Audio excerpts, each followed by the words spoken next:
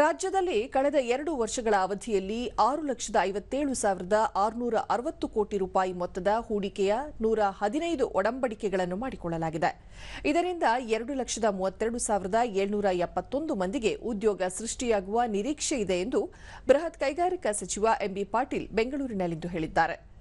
ರಾಜ್ಯ ಮಟ್ಟದ ಏಕಗವಾಕ್ಷಿ ಅನುಮೋದನಾ ಸಮಿತಿಗಳಲ್ಲಿ 906 ಬಂಡವಾಳ ಹೂಡಿಕೆ ಯೋಜನೆಗಳಿಗೆ ಅನುಮತಿ ನೀಡಲಾಗಿದೆ.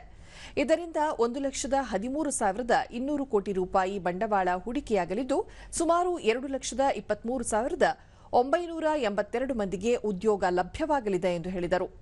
ಈ ವರ್ಷದ ಫೆಬ್ರವರಿಯಲ್ಲಿ ನಡೆದ ಇನ್ವೆಸ್ಟ್ ಕರ್ನಾಟಕದಲ್ಲಿ 98 ಕಂಪನಿಗಳು 6,23,920 ಕೋಟಿ ರೂಪಾಯಿ ಹೂಡಿಕೆ ಒಪ್ಪಂದ ಮಾಡಿಕೊಂಡಿವೆ. ಈಗಾಗಲೇ 4,03,533 ಕೋಟಿ ರೂಪಾಯಿ ಹೂಡಿಕೆ ಮಾಡಲು 1,101 ಕಂಪನಿಗಳು ಸಂಬಂಧಿಸಿದ ವಿವಿಧ ಸಮಿತಿಗಳಿಂದ ಅನುಮೋದನೆ ಪಡೆದಿವೆ. ಈ ಯೋಜನೆಗಳಿಂದ ಸುಮಾರು 6 ಲಕ್ಷ ಮಂದಿಗೆ ಉದ್ಯೋಗ ದೊರೆಯುವ ನಿರೀಕ್ಷೆ ಇದ್ದು, ಇವುಗಳ ಪೈಕಿ 75ರಷ್ಟು ಬೆಂಗಳೂರಿನ ಹೊರಗೆ, ಅದರಲ್ಲೂ 45% ಉತ್ತರ ಕರ್ನಾಟಕ ಮಂದಿಗೆ ಉದ್ಯೋಗ ದೊರೆಯಲಿದೆ ಎಂದರು.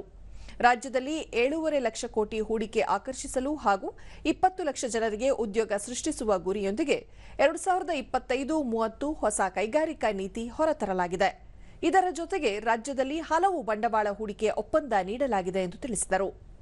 ಡಾಬಸ್ಪೇಟೆ ದೊಡ್ಡಬಳ್ಳಾಪುರ ರಸ್ತೆಯಲ್ಲಿ 40,000 ಕೋಟಿ ರೂಪಾಯಿ ಹೂಡಿಕೆಯಲ್ಲಿ 5,000 ಎಕರೆ ಪ್ರದೇಶದಲ್ಲಿ ಜ್ಞಾನ, ಯೋಗ ಮತ್ತು ನಾವೀನ್ಯತೆ ನಗರ ಕ್ವೀನ್ಸ್ ಸಿಟಿ ನಿರ್ಮಾಣ ಮಾಡಲಾಗುತ್ತಿದೆ.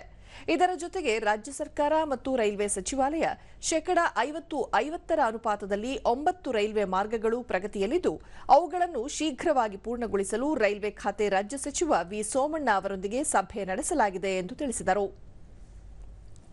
ಒಟ್ಟು 3,250 ಉದ್ಯಮಿದಾರರು ಭಾಗವಹಿಸಿದ್ದು, ಒಟ್ಟು 98 ಕಂಪನಿಗಳೊಂದಿಗೆ 6,23,970 ಕೋಟಿ ಹೂಡಿಕೆಯ ಒಡಂಬಡಿಕೆಯನ್ನು ಮಾಡಿಕೊಳ್ಳಲಾಗಿದೆ.